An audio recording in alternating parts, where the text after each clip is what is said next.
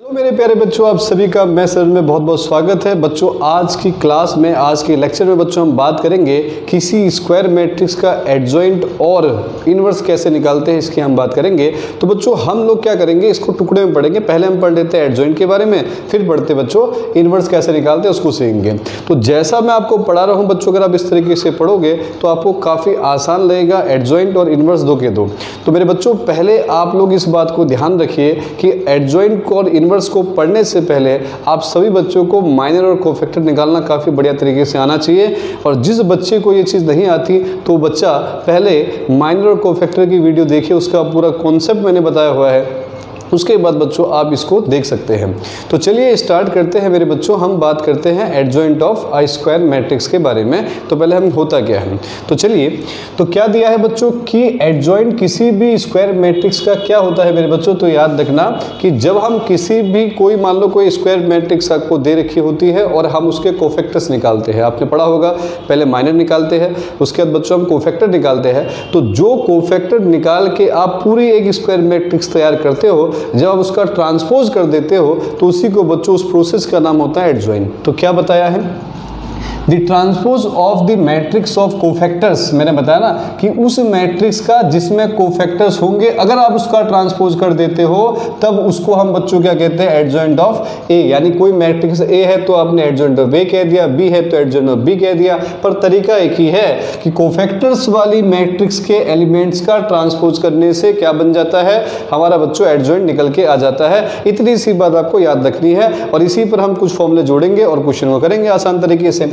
तो बच्चों देखिए ध्यान से, तो आपको इस बात का ध्यान देना है कि डिनोट किससे करते हैं बच्चों, ए डी जे लिखा है, इसको पढ़ते हैं एडजॉइंट ऑफ ए हम पढ़ते हैं। और बच्चों अगर आपसे बोलेगा कि एडजॉइंट का प्रोसेस क्या बताया, कि ये यहाँ देखिए मैंने कोफैक्टर को बच्चों कैपिटल ए से लिखा है, एलिमेंट को हम स्मॉल ए से लिखते थे। और तरीके दो है, कोफैक्टर को आप कैपिटल से भी दिखा सकते हैं, आपकी इच्छा है कैपिटल सी से भी दिखा सकते हैं, कैपिटल ए या कैपिटल सी जो आपको अच्छा लगता है आप उससे लिखिए। एनसीईआरटी में कैपिटल ए लिख रखा है, अदर की बुक्स में क्या लिखा है, कैपिटल सी लिखा हो बच्चों, ध्यान देना।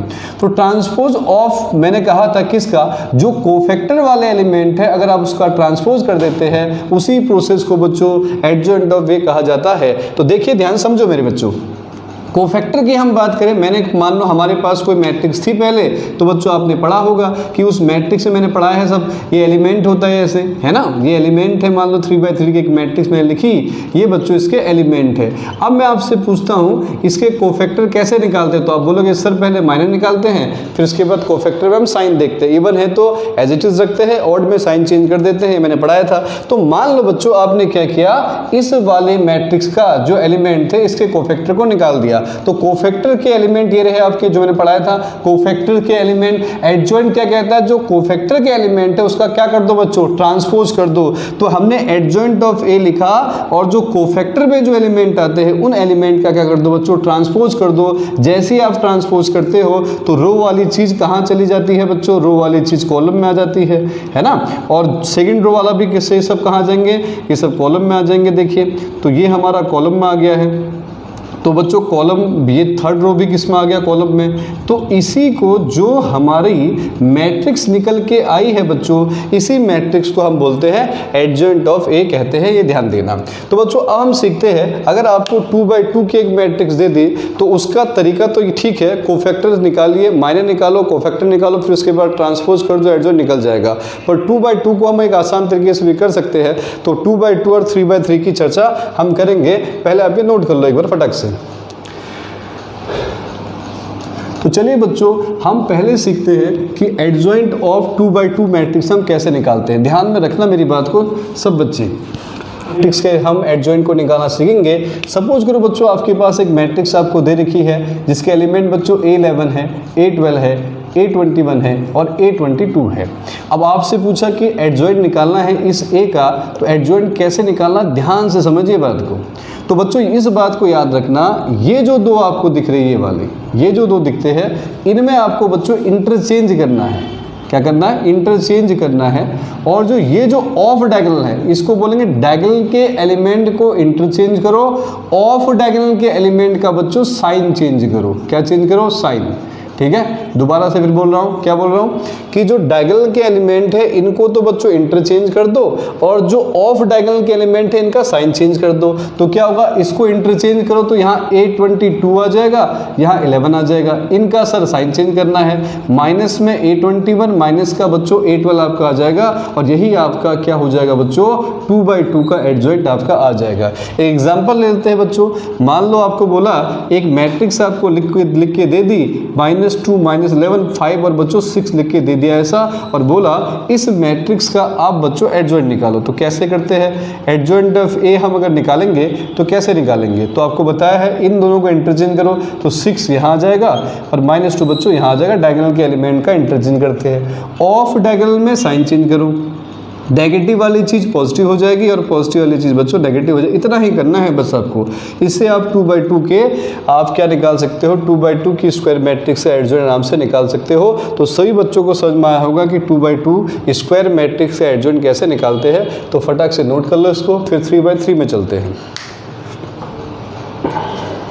हो गया, तो बच्चों 3/3 की तरफ हम चले तो 3/3 की स्क्वायर मैट्रिक्स का एडजॉइंट कैसे निकालते, तो इसका प्रोसेस थोड़ा सा मैं आपको बता रहा हूँ। अगर हम बोर्ड के हिसाब से चले, एनसीईआरटी के हिसाब से थोड़ा लंबा पड़ता है प्रोसेस थोड़ा, और वैसे लेकिन थोड़ा इजी है।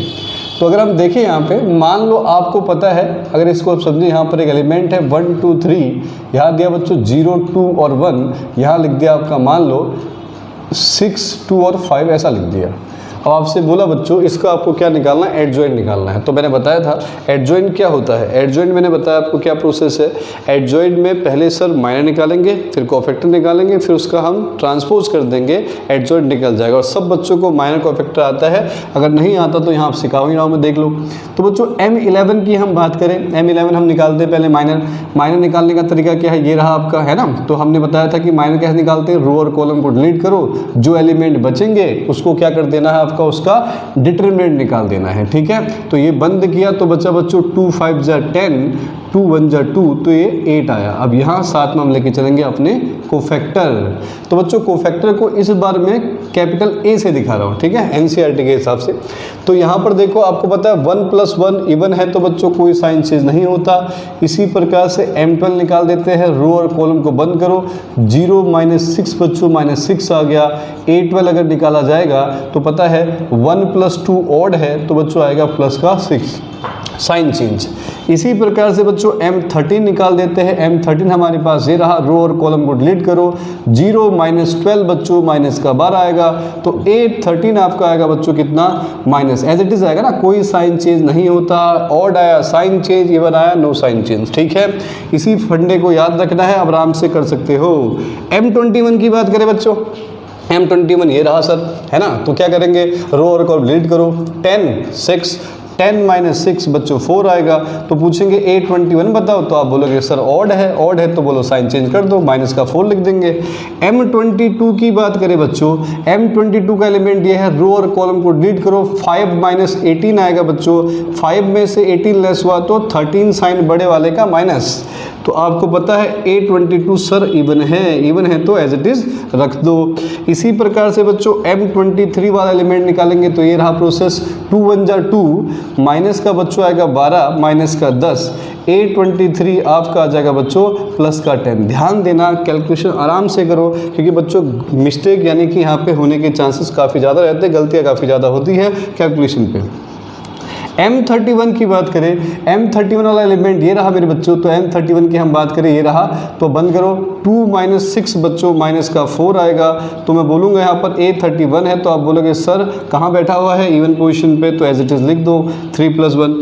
M32 की बच्चों बात करें, 32 एलिमेंट ये है, रो बंद करना, कॉलम बंद करना, 1 1 जा 1, माइनस का 0 बच्चों तो हमारा आएगा 1। और मैं बोलता हूँ A32 बताइए, तो आप मेरे बच्चों बोलोगे सर ये तो ऑड है तो साइन चेंज कर दो।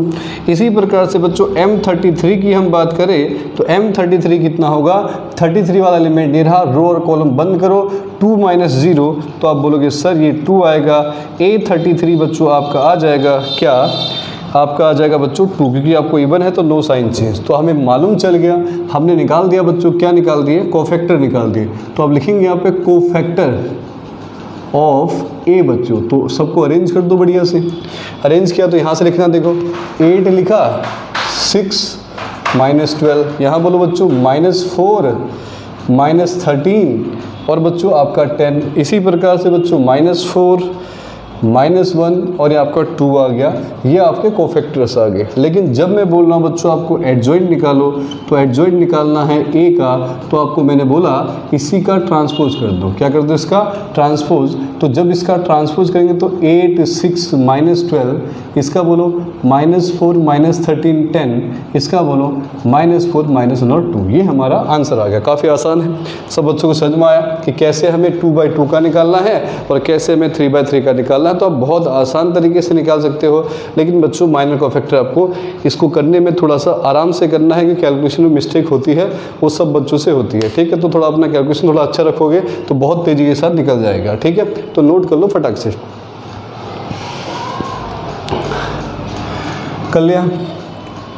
चलो बच्चों अगली चीज़ में हम चलते हैं। ये तो हमने निकाल दिया 2/2 और 3/3 का कैसे निकालते हैं। अब कुछ बात इसके ऊपर कर लेते हैं। कभी कभी ऐसा होता है जब हमने एडजॉइंट को हम जब मैट्रिक्स ए के साथ मल्टीप्लाई करते हैं बच्चों, तो हमारा क्या निकल के आता है, इस बात की हम चर्चा करेंगे। क्या कहा मैंने?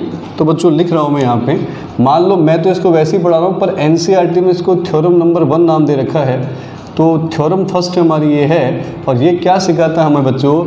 ये कहता है कि अगर किसी मैट्रिक्स ए को आप मल्टीप्लाई करो उसके एडजॉइंट के साथ, दे रहा, या फिर किसी मैट्रिक्स के एडजॉइंट को मल्टीप्लाई करो ए के साथ, तो ये कहता है बच्चों मैट्रिक्स ए के डिटरमिनेंट इनटू में आई दोनों की वैल्यू सेम रहती है, हमें बताता है।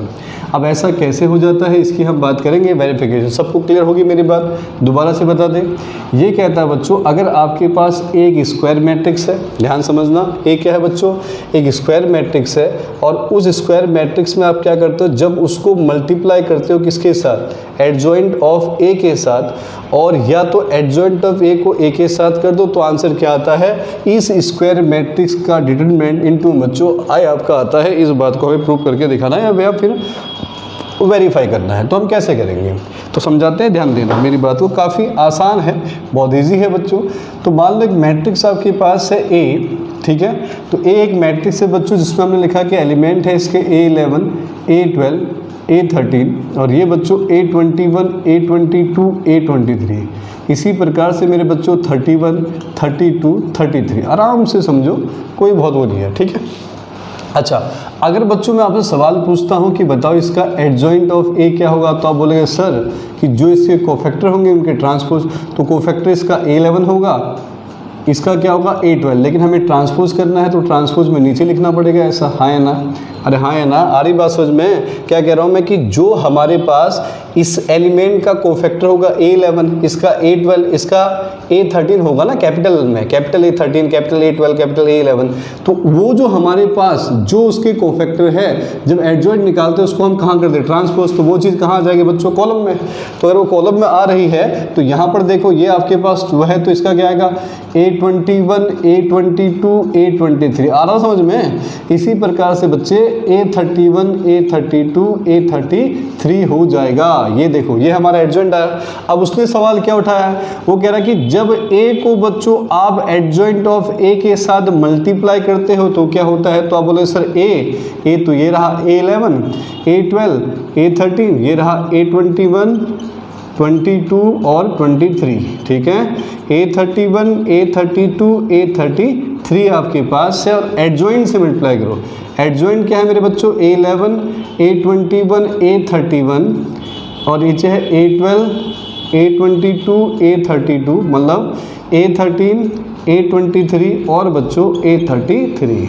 अब जरा ध्यान से समझना, जब मल्टीप्लाई करोगे तो मेरे बच्चों क्या आएगा? जरा देखो, first row first column A11 ये आएगा, A11 प्लस में इसको इसके साथ, फर्स्ट रो फर्स्ट कॉलम तो इसकी बार इसके साथ A12 फिर बच्चों इसको इसके साथ A13 और A13, ऐसा ही कुछ होगा।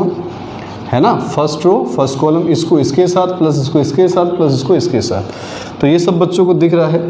इसी प्रकार से बच्चों जब मैं फर्स्ट रो सेकंड कॉलम करूँगा तो आपको पता है, मैंने आपको पढ़ाया था, ये सब बच्चों को मालूम है, मैंने बताया था कि जब फर्स्ट रो को सेकंड के साथ करोगे तो यहाँ क्या आएगा A11, ये बच्चों आपका आएगा A11 के बाद A21, फिर प्लस में बच्चों A12 और बताया है A22, प्लस में बच्चों A13 और ये आएगा A23, ऐसा कुछ आएगा। अगला वाला फर्स्ट रो थर्ड के साथ। अब मेरी बात को ध्यान से समझेंगे सब बच्चे, अब मैं सारे तो सॉल्व कर नहीं सकता ना यहाँ पे, तो ध्यान रखना, अगर आपको प्रॉपर्टी पता है तो आप कैसे निकालते हो फटाफट देखो।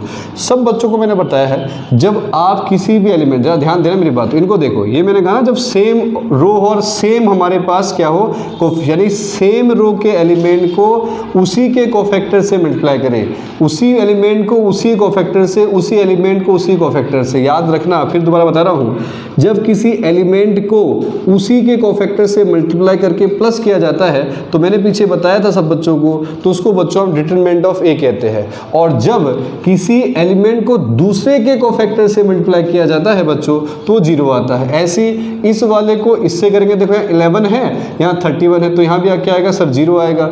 इस वाले को इसके साथ तो सर 0 आएगा। इस वाले को इसके साथ देखो 21 है, तो यहाँ पर ए आएगा। इस वाले को बच्चों इसके साथ तो यहाँ 0 आएगा। इस वाले को इसके साथ तो यहाँ 0 आएगा, 0 आएगा। लेकिन जब लास्ट वाले से करोगे बच्चों, देखो 31, 31, 32, 32, 33, 33, तो ये सबको आता है।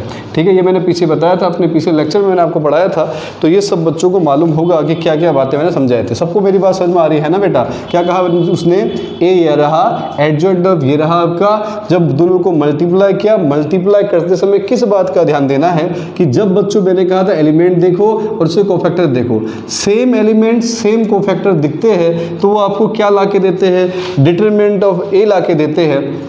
सेम एलिमेंट लेकिन कोफैक्टर अलग अलग दिखते हैं तो आपको क्या ला के देते हैं बच्चों, आपका डिटरमिनेंट 0 आ जाता है। ये मैंने पीछे पढ़ाया था, आप लोगों को याद होगा, जब मैंने माइनर और कोफैक्टर की प्रॉपर्टी पढ़ाई थी तो उसमें मैंने प्रॉपर्टीज़ में इन दो प्रॉपर्टी का जिक्र किया था।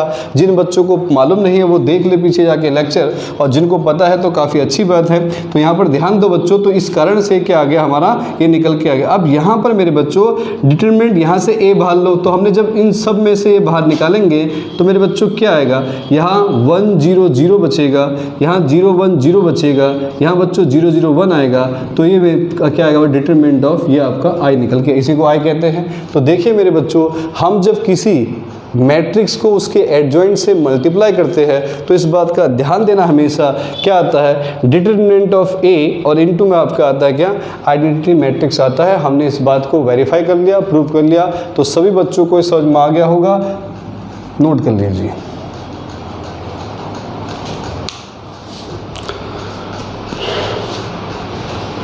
चले आगे। अब बच्चों इसके बाद हम बात करें, मान लो आपको यहाँ पे जब ये सवाल की मैं बात कर रहा हूँ ना, तो ये सवाल आपको वेरीफाई करने के लिए दे देता है कि आपसे बोलेगा अभी देखो एनसीईआरटी की एक्सरसाइज जब हम करेंगे उसके अंदर आप पहला ही सवाल उठाते हो, तो पहला सवाल आपको इसी का मिलता है। तो सभी बच्चे इसको वेरीफाई कर सकते हैं। क्या करना है, पहले मैट्रिक्स दे रखी होगी, उसका फटाफट एडजॉइंट निकालना, दोनों को बच्चों आपस में मल्टीप्लाई करोगे तो मल्टीप्लाई करने से ये आपका निकल के आ जाएगा कि वेरीफाई करने में आपको LHS और RHS दिखाना पड़ेगा। ठीक है, ये तो बच्चों मैंने आपको कॉन्सेप्ट पढ़ाया है एडजॉइंट 2x2 मैट्रिक्स का कैसे निकालते हैं। ठीक है, और एडजॉइंट 2x2 में 3x3 में कैसे निकालते हैं। उसके बाद मैंने पढ़ाया कि एक आपको एक थ्योरम मैंने दिखाई कि जब किसी मैट्रिक्स के को उसके एडजॉइंट से मल्टीप्लाई करते हैं बच्चों तो किसके इक्वल होता है, उस मैट्रिक्स के डिटरमिनेंट इनटू आइडेंटिटी मैट्रिक्स के इक्वल होता है, यानी कि determinant of A into I के इक्वल होता है। इस बात को हमने यहाँ पर प्रूव करके या वेरीफाई करके देखा। दूसरे पार्ट की बात करते हैं जिसमें हमने कहा था कि हम सीखेंगे इनवर्स के बारे में।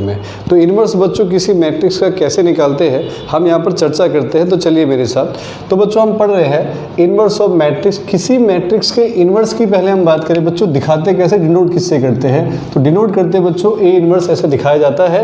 अब दूसरी बात कर लेते हैं कि इस किसी भी स्क्वायर मैट्रिक्स का इनवर्स कब पॉसिबल होगा। तो बच्चों मैं आपको एक लाइन यहाँ पर लिख के बताना, उसको आपको ध्यान समझना है। तो बताना है ये क्या है, a square matrix is invertible if and only if and only if बच्चों, if and only if A is non singular, A is बच्चों नॉन सिंगुलर मैट्रिक्स। अगर बच्चों इस बात का ध्यान देना है, किसी मैट्रिक्स का इन्वर्स बच्चों तब पॉसिबल होगा जब वो क्या होगा, एक नॉन सिंगुलर मैट्रिक्स होगा। मैंने बताया ना कि इन्वर्टिबल तब है जब वो क्या होगा बच्चों, नॉन सिंगुलर। नॉन सिंगुलर का मतलब क्या है बच्चों, मैंने आपको बताया था सिंगुलर मैट्रिक्स वो होती है मेरे बच्चों, सिंगुलर मैट्रिक्स की हम बात करते हैं तो सिंगुलर मैट्रिक्स किसे कहते हैं, तो पढ़ाया था ना मैंने, जिसका डिटरमिनेंट बच्चों 0 होता है।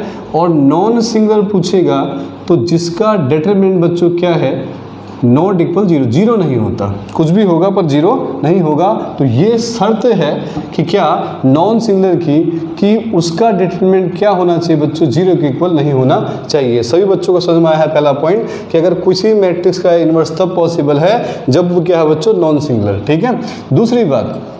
दूसरी बात हम बच्चों यहाँ पर करें सेकंड वाले में, कि हमसे पूछा जाता कि बताइए, ये तो चलो कंडीशन हो गई कि ये नॉन सिंगुलर होना चाहिए, हम चेक कर लेंगे, डिटरमिनेंट निकालेंगे, अगर 0 आ गया तो सिंगुलर है, तो इसका उसका A inverse does not exist. अगर A determinant of A not equal 0 आया तो इसका तो एग्जिस्ट करेगा। फिर निकालो कैसे, फॉर्मूला क्या होगा, तो बच्चों फॉर्मूले की हम बात करें ए इनवर्स को निकालने का, तो ए इनवर्स का फॉर्मूला होता है, मैंने आपको पढ़ाया है कैसे, आप सब बच्चों को पढ़ाया है, A into adjoint of A is equals to बच्चों, मैंने अभी बताया था, डिटरमिनेंट ऑफ ए इंटू में आई होता है। यहाँ से बच्चों हम क्या करते हैं, इस डिटरमिनेंट को नीचे ले आते हैं, यहाँ इंटू में बच्चों एडजॉइंट ए रखते हैं, इसको उठा के यहाँ लाओ आई बाई ए, तो बच्चों आई बाई ए की हम बात करें, ये रहा एडजॉइंट ऑफ ए, तो जो आई बाई ए होता है इसी को हम क्या लिख देते हैं बच्चों, यहाँ पे ए इनवर्स लिख देते हैं। तो याद रखो A inverse is equals to कितना होगा बच्चों, 1 अपॉन में डिटरमिनेंट ऑफ ए इंटू में एडजॉइंट ऑफ ए है, ये इसका फॉर्मूला होता है। इस फॉर्मूले की मदद से बच्चों हम किसी भी मैट्रिक्स का क्या निकाल सकते हैं, इनवर्स निकाल सकते हैं। और शर्त लेकिन याद रखना कि ये क्या होना चाहिए बच्चों, नॉन सिंगुलर होना चाहिए। समझ में आया सभी बच्चों को कि इनवर्स कब पॉसिबल है और इनवर्स हम कैसे निकालते हैं, किस फॉर्मूले का इस्तेमाल करते हैं।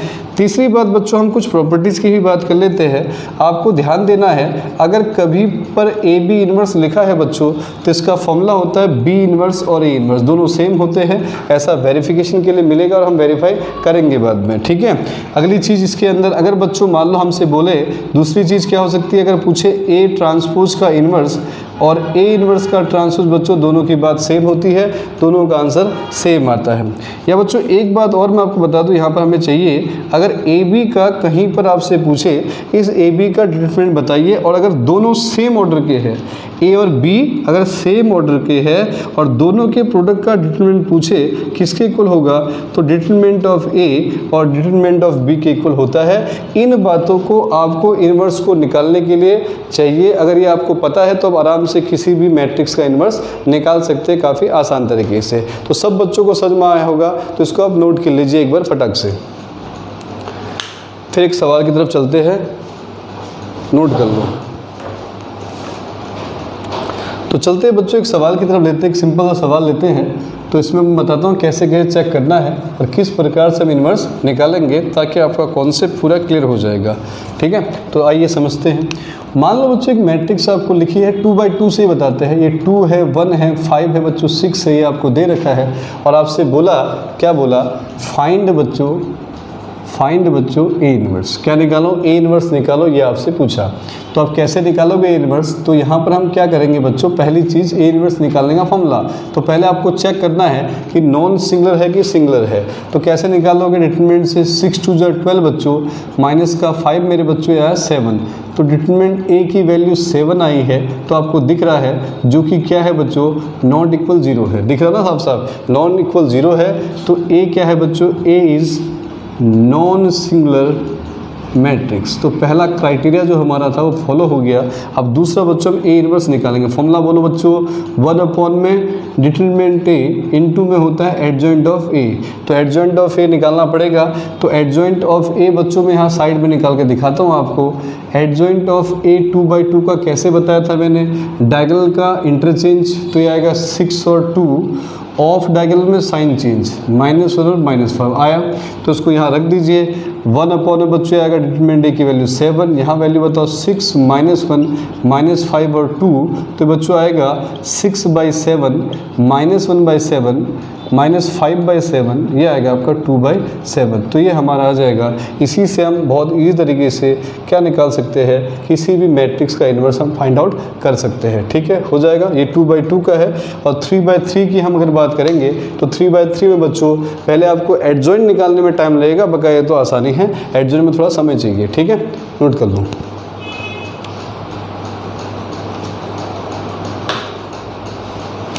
कर लिया?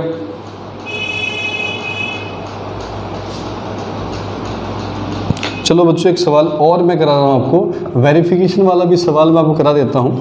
कि मैंने अभी आपको बताया था एक प्रॉपर्टी, मैंने बताया था, एक फॉर्मूला आपको बताया था, जो कि मैंने बताया था ए बी का इन्वर्स मेरे बच्चों होता है ए बी इन्वर्स और ए इन्वर्स, पढ़ाया था ना। अब इसकी थोड़ी बात कर लेते हैं कैसे होता है। तो एग्जाम्पल से समझाता हूँ ताकि ज़्यादा अच्छे समझ में आए। तो ए हमारे पास मान लो बच्चों एक मैट्रिक्स लिखी है 1 2 5 6, वही हमने लिख दिया यहाँ पे। और दूसरी एक मैट्रिक्स लिखी है बच्चों यहाँ पे 1 0 2 और 5 ऐसा लिख दिया। और आपको पता है कि देखो ए की बात करें और बी की बात देखें, दोनों इन्वर्टिबल मैट्रिक्स बनाएंगे या नहीं बनाएंगे, ये कैसे चल जाएगा पता है, इनके डिटरमिनेंट से पता चल जाएगा। जिसका डिटरमिनेंट 0 नहीं होगा, इसका मतलब वो इन्वर्टिबल मैट्रिक्स बनाएगा, उसका इन्वर्स निकाला जा सकता है। और जिसका 0 आ गया, इसका मतलब उसका ए इन्वर्स यानी इन्वर्स एग्जिस्ट नहीं करेगा। तो बच्चों ध्यान समझो, पहले हम लेंगे यहाँ पे एलएचएस वाला पार्ट ले रहा हूँ। तो एलएचएस में क्या पूछा है बच्चों, ए बी का इन्वर्स पूछा है। कैसे निकालते हैं, तो पहले ए और बी को मल्टीप्लाई करना पड़ेगा। तो यहाँ हम निकालेंगे ऐसे, है ना। और इनटू में क्या आएगा बच्चों, इन दोनों का एडजॉइंट आएगा। ऐसा ही फॉर्मूला अप्लाई होगा, एडजॉइंट ऑफ ए बी आपका आएगा। ध्यान समझना मेरी बात को। तो पहले फटाफट हम ए बी का डिटरमिनेंट निकाल देते हैं। ठीक है, वैसे ए और बी का अलग भी निकाल सकते हैं, कोई दिक्कत नहीं है। तो पहले ए बी को मल्टीप्लाई कर लेते हैं। ठीक है, मल्टीप्लाई कर लिया ए बी को। तो ए बी को मल्टीप्लाई करने के लिए हमने यहाँ किया first to first column 1 plus का 4, फर्स्ट और second column 0 plus 10, second row first column 5 plus 12, second row second column 0 plus का 30 बच्चों ये आ गया। तो यहाँ हमने इसको देखा तो कितना आया, 5 आया, 10 आया, 17 आया और बच्चों ये आया 30 आया, समझ में ना। अब इसी प्रकार से अगर मैं बोलता हूँ इसका डिटरमिनेंट आप निकालिए, तो आप क्या करोगे, 30 को 5 से करोगे 150 आएगा, 70 को 10 से करोगे 170 आएगा, तो माइनस का 20 आपका आ गया। और अगर मैं कहूँगा इसका एडजॉइंट भी निकाल लो हाथों हाथ, तो आप एडजॉइंट निकालना कौन सी बड़ी बात है, निकाल लेंगे सर। तो इंटरचेंज करो 30 और 5, साइन चेंज करो, -10 और माइनस का 17 आया, आ रहा समझ में ना। तो अगर यहाँ से पूछेगा कि बताइए, ये तो निकाल दिया, अब आप ए बी का इन्वर्स निकाल सकते हो क्या, बिल्कुल निकाल लेंगे सर। तो ए बी का इन्वर्स होता है क्या, 1 अपॉन में डिटरमिनेंट ऑफ ए कितना है माइनस का 20, इनटू में एडजॉइंट ऑफ ए बी, तो यह 30 -10 -70 और 5 डिवाइड करो मेरे बच्चों। तो डिवाइड करोगे तो क्या आएगा, जब इसको डिवाइड किया जाएगा इसके साथ यहाँ पे, तो क्या लिखोगे, -20, 0 से 0 कैंसिल, जो माइनस का 3/2 आ गया, 0 0 कैंसिल, माइनस से माइनस तो हाफ आ गया, माइनस से माइनस तो 17/20 आ गया।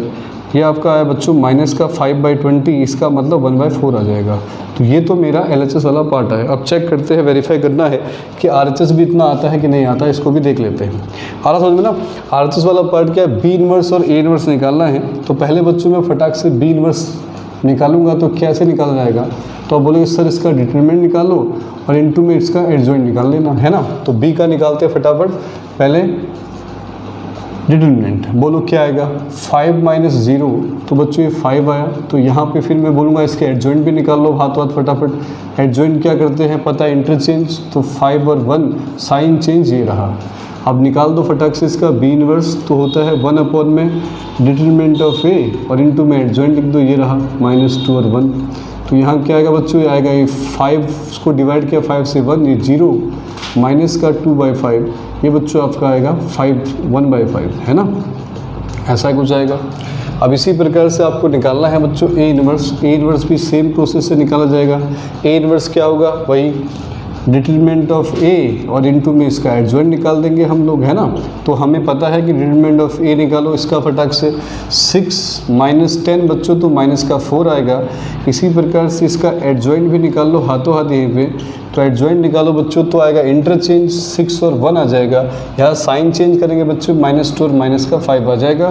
तो यहाँ पर ए इनवर्स निकाल लेंगे जल्दी से, तो आएगा माइनस का 1/4 पता है ना, 1 में डिटरमिनेंट ऑफ ए निकाला तो -4 आया। एडजॉइंट रखा 6 - 2 -5 और 1 आ गया बच्चों।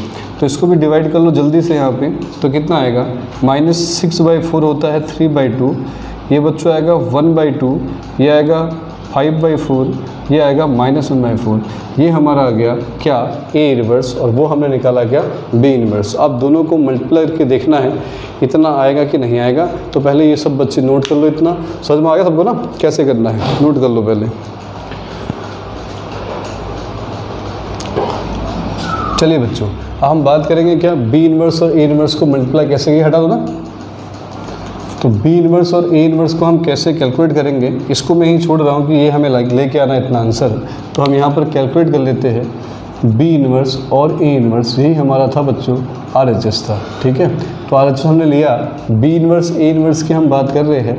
तो बी इनवर्स बच्चों क्या है आपका, तो बी इनवर्स आपको लिखा हुआ है, इधर रहा, क्या है, 1 है, 0 है, -2/5 है और 1/5 है, ठीक है। वैसे मल्टीप्लाई बाहर लेके भी कर सकता था। माइनस का बच्चों 3/2 आ गया, 1/2 आ गया, 5/4 हो गया, माइनस का 1/4 आ गया। तो सबको पता है फर्स्ट टू फर्स्ट कॉलम -3/2 और प्लस का 0 आ जाएगा, ये वाला 1/2 और 0 आ जाएगा। इसका करो, माइनस से माइनस कैंसिल होगा, 2/5 और 3/2 से 2 कटेगा तो ये 3/5 आएगा, है ना। कितना आएगा, 3/5 आएगा। अब उसके बाद हम क्या करेंगे, इसको इसके साथ, तो कितना आएगा, प्लस में 1/4 आएगा, 5 से 5 कैंसिल, 1/4 आया। First second row first column, इसको करो इसके साथ, 2 से 2 कैंसिल, माइनस का 1/5, इसको इसके साथ करोगे तो माइनस का 1/20 आएगा। सभी को मेरी बात समझ में आ रही है ना, अच्छे से समझ में आया ना। फर्स्ट रो फर्स्ट कॉलम दिख रहा होगा, फर्स्ट रो सेकंड कॉलम ये भी दिख रहा है, सेकंड रो सेकंड को फर्स्ट कॉलम। तो जब कर रहे हैं तो मैं कैंसिल भी कर रहा हूँ साथ में, हाँ आप लोग देख लेना है। 2/5 इंटू में 3/2, तो 2 से 2 कटेगा तो 3/5 आएगा, माइनस माइनस प्लस कर दिया ये। और यहाँ भी ज़रा ध्यान से देख लेना क्या क्या आ रहा है। अब यहाँ बाद हम क्या करेंगे, इन दोनों में फटाफट सॉल्व कर लो। माइनस का 3/2 आ गया, यहाँ बच्चों हाफ बचा, इसमें एलसीएम लोगे तो 20 आएगा, तो 4 × 12 और 5 कितना होगा बेटा, 17 हो जाएगा। यहाँ एलसीएम 20 आएगा, 5 के रूप में 20 आता है 4 पे, और 20 पे 4 और 1 कितना आएगा बेटा, माइनस का 5 आएगा, है ना। तो यहाँ पर क्या होगा, इसको पूरा लिख लो, माइनस का 3/2 हाफ आ गया, 17/20 आ गया, 5 × 5 5 × 20 1/4। तो देखिए बच्चों, जो मेरा LHS में था वही मेरा RHS आ गया। तो नीचे लिख देंगे LHS = बच्चों RHS, और ये बात हमारी वेरीफाई हो गई है। तो ऐसे भी सवाल आपसे पूछ लेता है कितनी बार, NCERT के अंदर आप देखोगे तो आपको ऐसे सवाल मिलेंगे, तो आप इसको इस तरीके से आप आराम से कर सकते हो। तो बच्चों आज की क्लास में हमने सीखा है एडजॉइंट और इन्वर्स निकालना और इसके पूरे कॉन्सेप्ट के बारे में।